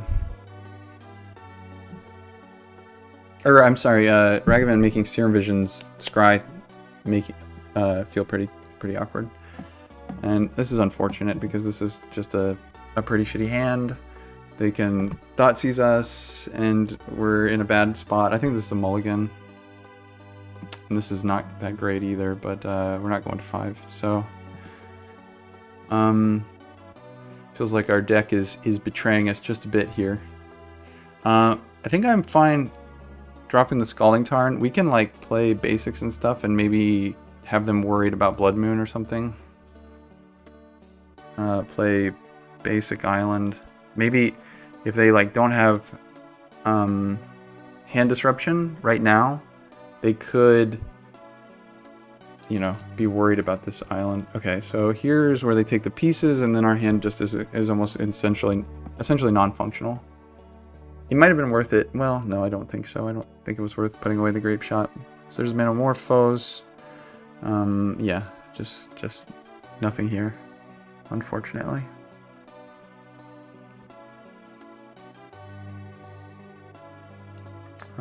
Sure. We'll steal the Metamorphose. There's no reason to like cycle the Metamorphose to just to lose it. So another Metamorphose. We'll play based on our hand, I think I'll just play Lava Glide Pathway, and we'll go from there. Yeah, really awkward series here. The funny part is, if this like Grape Shot was an Empty the Warrens, we might be like in a fantastic position. We could be really threatening them, and they couldn't have taken the Empty the Warrens with the Inquisitions. So just the luck of the draw in this scenario. There's a Wish, but I don't think Wish does really much right now. I mean, we could wish into, not really anything happening right now with Wish. And this is the awkward thing. This is why sometimes I will waver. I'll go down to one. I'll go down to one Wish sometimes. I do think I always will play one Wish. Sometimes I'll go back up to two. Is that Wish feels pretty bad in these low resource scenarios. It feels almost unusable or like a dead card when you're in this situation where you just have, you know, not many cards to play, no reducer. It feels like it really just doesn't do much. So that's kind of the situation we're in here with this Wish. But as this drags on, I mean, we'll see. I think this is just getting more and more to the point where we're just probably not competing in this game. So they just have to hit us, you know, with something. Just put something that threatens our life total here. I mean, they can just Inquisition here again, and I think that's fine. So there's no reason to cast this Metamorphose again. I guess we could. They're very likely. I think if I were them, I'd take maybe the Grape Shot just to keep my Snapcaster alive or something. But then again, maybe the way you rebuild eventually is to use this Wish, so they just discard the Wish. Yeah, I mean, if the Wish is out of this hand, I guess as a control player looking towards the long game, the Wish is the more scary thing, probably. So I don't know. Yeah, so there's the Wish. I think that's probably the right choice. Even though I was talking down on Wish, it's probably the card that gets me out of this situation based on the other cards that I draw. So here they're representing that they still have Counterspell up. We can now splice Desperate Ritual to get 6 mana. Don't know what that does. It might be worth just cycling this Metamorphose. Like, what does that do? What do we look for here? I guess nothing. There's not really anything that this truly does. I guess we can kill this Snapcaster Mage to like slow this game down even further. I'm not averse to that. So like, I guess maybe the way we eventually win this game is by there's another Wish, is by like playing incredibly slow, getting some card advantage cards around, and then just somehow getting back in this. They'd have to draw pretty terribly. This becomes kind of shitty in the fact that they like will eventually be able to snag Luris. Like, we need some way to answer Luris. But we do technically have a way to answer Luris. If they want to, like, cast Luris, like, put Luris to hand, cast Luris, and then, like, play Mishra's Bauble. Here, we do have Wish into Lightning Bolt, but yeah, I don't think they would be that aggressive and keep themselves shields down. There's no reason to ever go shields down, I think, at this point. Alright, we just pass and we'll play the Consider.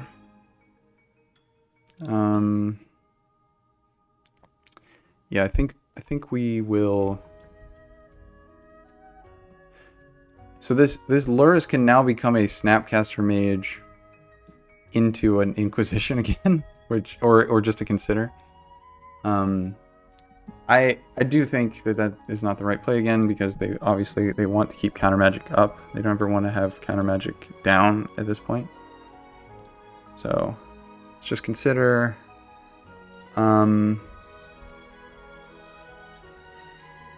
So what does Baral do? So the way we win probably is just we could jam Baral, Desperate, go up to 6 mana, play the Wish, and then Desperate again. So like play the Wish, then play the Past in Flames. If they had absolutely nothing, we would be fine here. So like I'm gonna put this into the graveyard. Oh no, I'm not gonna put it into the graveyard. I'll keep it. So yeah, if only there was a world where like oh wow, that's not bad. That's actually not bad at all. So we might be able to bait some stuff out here. If we can go Baral, let's see, we cast Baral, then we cast Desperate Ritual. They kill Baral. We cast Desperate Ritual in response. They counter that. That puts us at 3 mana and not able to cast the Empty the Warrens. That's really unfortunate. So this plan is totally botched if they have a kill spell and then a counter spell for one of the Desperate Rituals. But I think at this point we're so far behind that it's probably worth it. We have to like pray that they'll kind of blunder this stuff somehow. So I'll have to see what they do. So they'll try to Unholy Heat. We'll try to cast this. They might counter it. If they didn't counter it, we might be fine. So if they have a Flusterstorm, we're fooked. But this is a start on getting us on the right track, actually. Flusterstorm totally invalidates this though. So they could obviously have an Engineered Explosives and be able to answer this. They still have Luris on the field, which means that they still are able to like dig for things. They have 5 cards in hand. It's very likely that we're not out of this. So they're going to counter one of them, Drown in the Loch one of them. That's a good sign. That's a good sign. So they did have the counter plus they had the counter plus removal, but they didn't use it on the ritual, which allowed us to actually cast these goblins. The fact that they Drown in the Loch, the Empty the Warrens is actually probably a very good sign. It means that they probably don't have an answer to these goblins right now, and they need to dig for one. So they're going to Snapcaster. I think they cast it from the graveyard. Yes. They're going to cast a Consider. They are just looking for some kind of answer to this. What we would love to draw right now, unfortunately we didn't bring in the Lightning Bolts, which is really painful. And we've seen both of our Wishes, and we've seen our Grape Shot. So we like have no way to remove this Luris, to be honest. There's almost zero way we actually get this Luris off the field. We have to just fade them having an answer here. So what I should have thought about this. So they block these. Now they can Snapcaster again. They take 6 but gain 3. It's really unfortunate. They're netting so much off this Luris, and now we allow them to cast stuff off of Luris again. This Luris is just going to be a big roadblock. I think there's just no way that we get around this, unfortunately. It's super awkward. Just the fact that we drew the 2 wishes and they have they're like lightning bolts there for it. Like super awkward. They might attack with Luris even here? No. Not casting anything from the graveyard. Or did they cast the Mishra's Bauble? They did. Okay. On each of your turns? Okay. I'm just gonna go ahead and swing through these. I think we have to stay aggressive. There's no way we just like win through anything but doing this, essentially. netting 2 damage here as we sacrifice one of our goblins. So something we could do is like, well, repeal an Echoing Truth or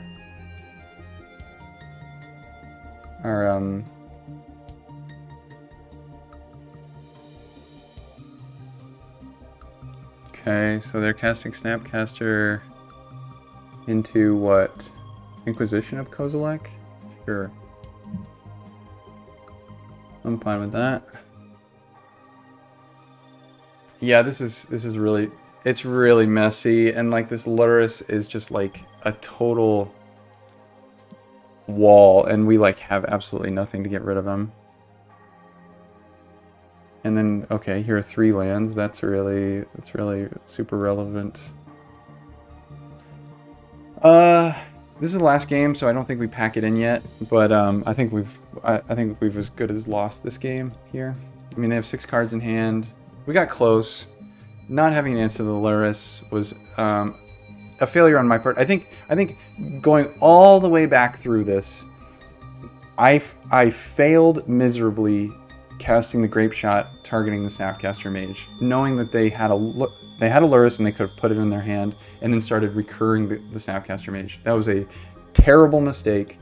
It doesn't necessarily mean that I would have the Grape Shot by the time the Luris is played, but I think that was a massive mistake in how I played this game, and I'm just going to concede because they're drawing 2 cards a turn.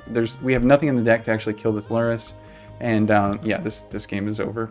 So honestly, I think this game goes a lot different if I keep this Grape Shot and don't use it on the Snapcaster Mage. That was a blunder on my end. I think that I botched that game. I'm going to call that Grixis midrange, like this is called. I think we played against essentially Grixis midrange. I splash Kai's Guile to get us hard. I actually don't think we saw any other white cards except for Kai's Guile, so that's pretty wild. Scarlet Storms.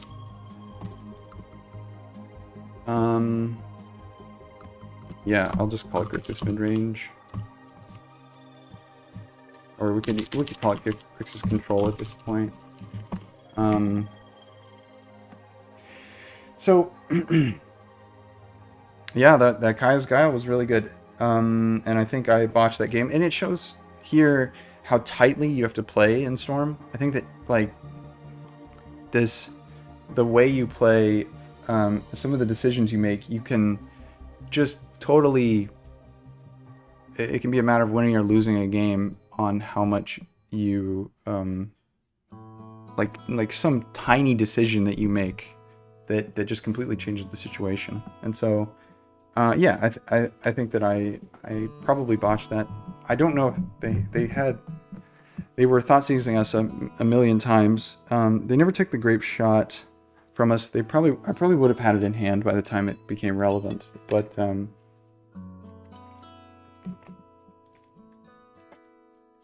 yeah, just really unfortunate. Really, really unfortunate. So let's play the last match. We started 2-0, and then we went 0-2, and now we're hoping to get the good 3-2. So here's the situation where we're on the draw. We have a Serum Visions, so we're going to have 5 looks. So I think we're keeping this. 1 land hander again, but we get first turn's draw, the 3 looks off of Serum Visions, and then the second turn's draw. That's 5. That's more than enough for me to take this in. It looks like we're playing against Tron. Hopefully we're playing against traditional Tron, like just green Tron, because honestly that's a very good matchup for us.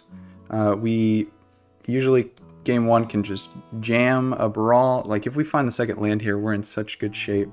And there it is. And we've just got everything here that we need. Honestly, we could even put both of these on top, just keep up Remand for the second turn, and then third turn go off, like just in case they have Tron or something. And it's very likely that they have Tron. So like, I'm fine with keeping both of these lands available, and then keeping, so like, I think the way we lose is we like they resolve a Karn and just exile or Brawl or exile a land or something like that. So what we do here now is we just cast, instead of casting Brawl and just hoping they don't have a Karn or something like that, we just hold up the Remand. We Remand whatever they play, if they play something relevant, and then we can, next turn, cast the Brawl. We know we're drawing a third land, and then we can go cast the Brawl, play Pyretic, Desperate, Manamorphose, Gifts Ungiven. We have the 6 mana with Gifts Ungiven to win the game. So that is what our plan is. Keep up Remand now. No need to cast Brawl just yet.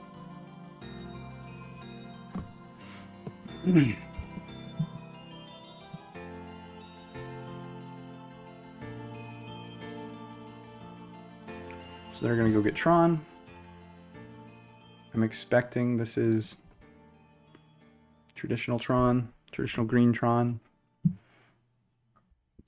They will jam a Karn, and we win, essentially.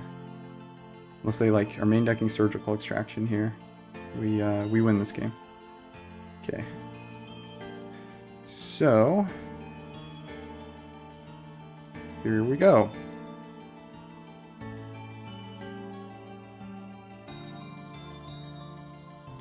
Alright, yep, definitely have it. Leave up 1 red, cast Gifts Ungiven. Yeah, I could just like cast a ritual and then cast Gifts Ungiven and show them that we have 3 mana available, but I like giving them as little information as possible, even if that information might be the information to go ahead and scoop.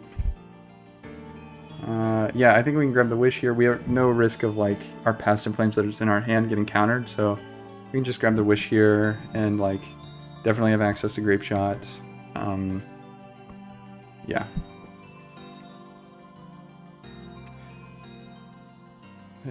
Honest, don't think there's anything that gets us unless they just like are playing green Tron that runs all kinds of colorless cards, but also runs a green card and Endurance.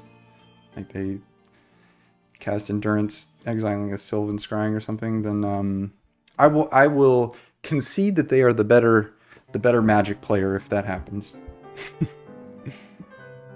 Okay, so here we go. Just playing all of these.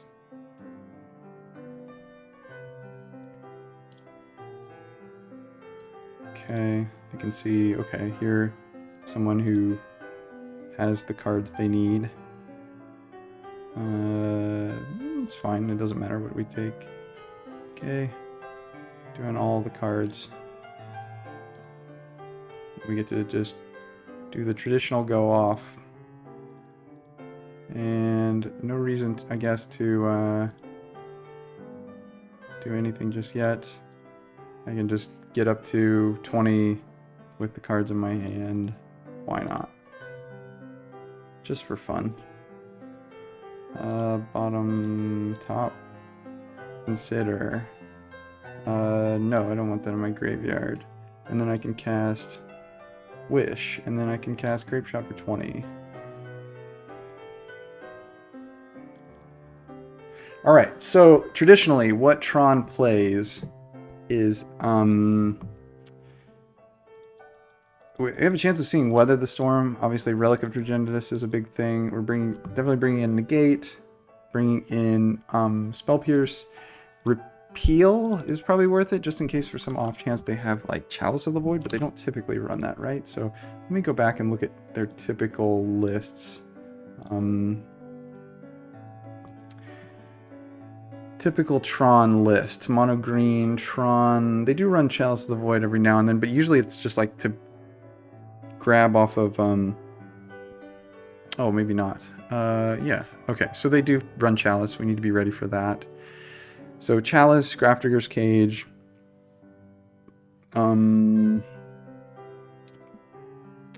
Ensnaring Bridge potentially. Yeah, just some stuff to... They're playing Relic in the main. Not in this list. It's okay. So I think I'm fine bringing... I'd be curious to look... We have time. Look what Caleb used to put in back in the day. So I do think it's like, okay, yeah, put in the pieces, take out the gifts. You're not even taking out like the not taking out the Past in Flames per se. Caleb usually took the repeal out, but honestly I'm more interested in keeping it in. Bring in the Echoing Truth as well. I think that's a good choice. Don't need to take in, don't need to put in the empty. Can take out the Serum Visions, I suppose. Here. The Expressive Iteration also is not needed. I think we can take out a Wish and bring back in a Serum Visions. Something like that. I think that's fine with me. This is just a race, trying to combo them faster than they get Tron. And look at this hand. I mean, this is this not beautiful? This is, they're on a mulligan to 6, and we are on a turn 3 kill hand. So, they're on a mulligan to 5, and we're on a turn 3 kill hand. Now, this could go wrong, obviously. If they have Graveyard Hate, we're going to have to, this is not a turn 3 kill, but, this is, couldn't ask for much more, so we'll play the island, then we'll play the pathway, play the Goblin Electromancer, and then, yeah, we are likely at a turn 3 kill after that. Ancient Stirrings here. Into a Concede. Wow, was not interested in... Maybe he was trying to get the second land and did not find it off the Ancient Stirrings. That's unfortunate if that was the case. So we went 3-2 in this league, and again, I think I'll wrap this up. I'll mark this on YouTube where I just kind of ramble here a little bit about some of the stuff that I've noted as we finish things up here. Some of the things that I've seen through our leagues. This is just Green Tron, and Green Tron is an incredible matchup. We played against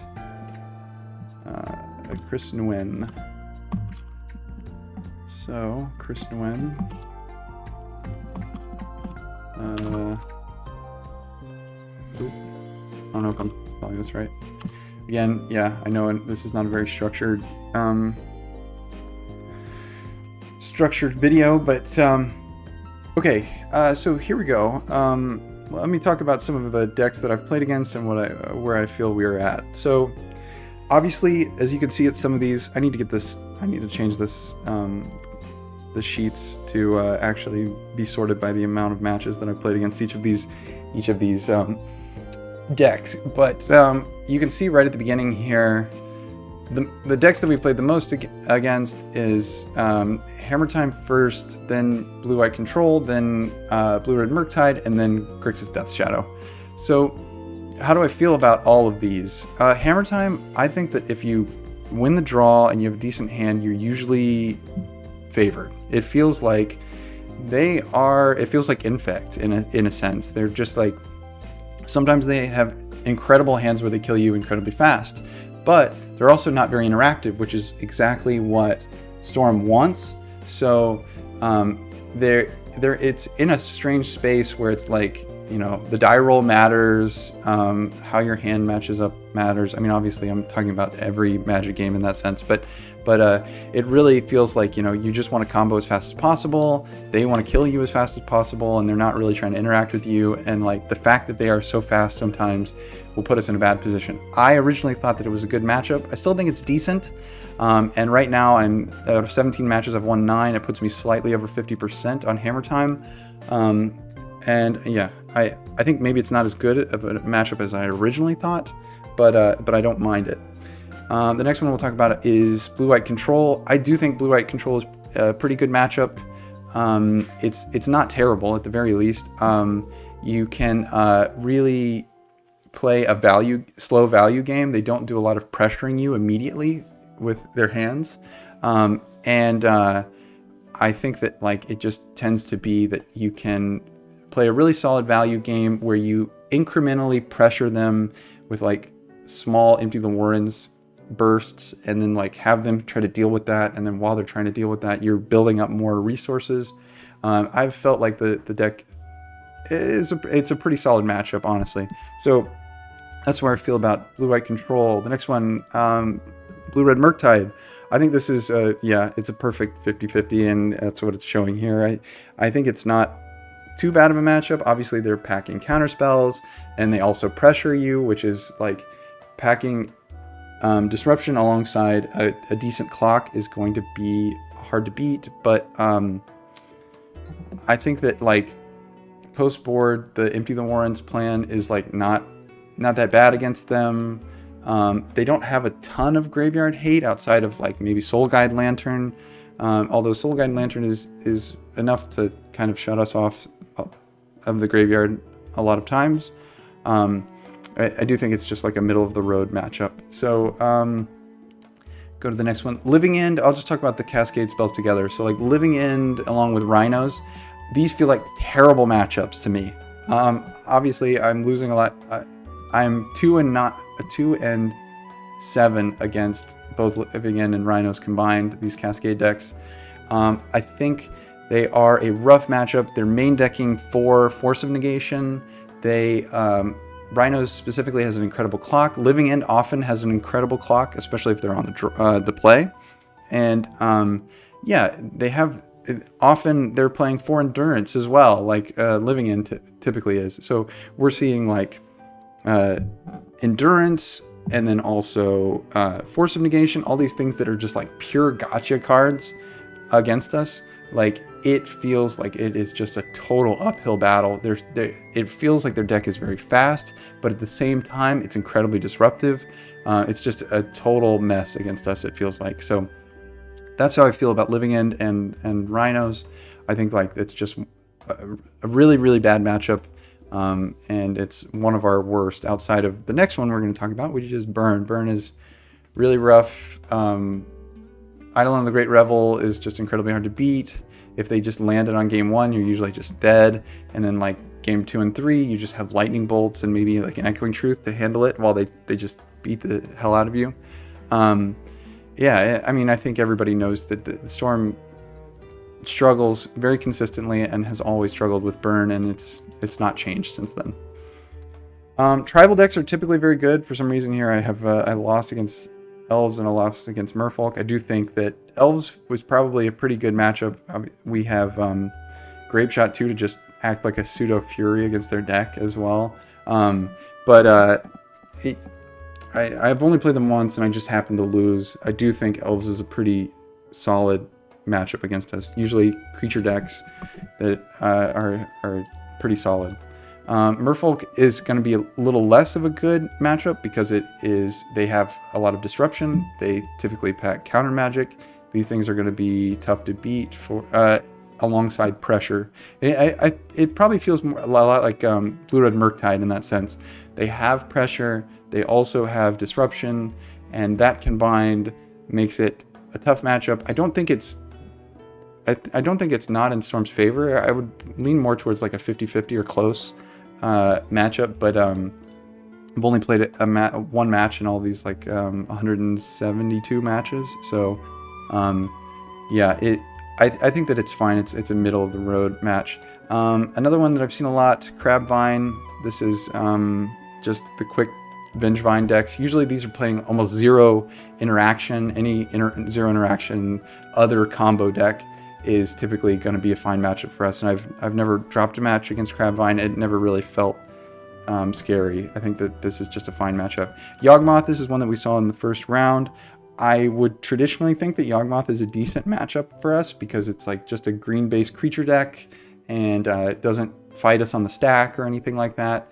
But I have struggled with it. And they also play, you know, the sideboard games running Endurance alongside Thoughtseize, alongside Necromintia. They like come in games 2 and 3 ready to play against Storm. So that typically is kind of the rough way around it. But I don't know. I don't think I've played it enough to actually really say, oh, well, it's unfavored or favored. I think it's just, it feels like an uphill battle, but it may not be that terrible. Oops, all spells. Again, this is another combo deck that is not interacting with us. And if we're facing against uninteractive combo decks, usually Storm is the better combo deck. So I have not had any trouble with Oops, all spells. Similar to Belcher, I think maybe I have a less great matchup against, or a less great record against Belcher. I need to find where that is, but it has it seemed just incredibly favored for Storm. Affinity seems like a good matchup. Same with Hardened Scales. They just don't have enough interaction for us to beat them, or for them to beat us.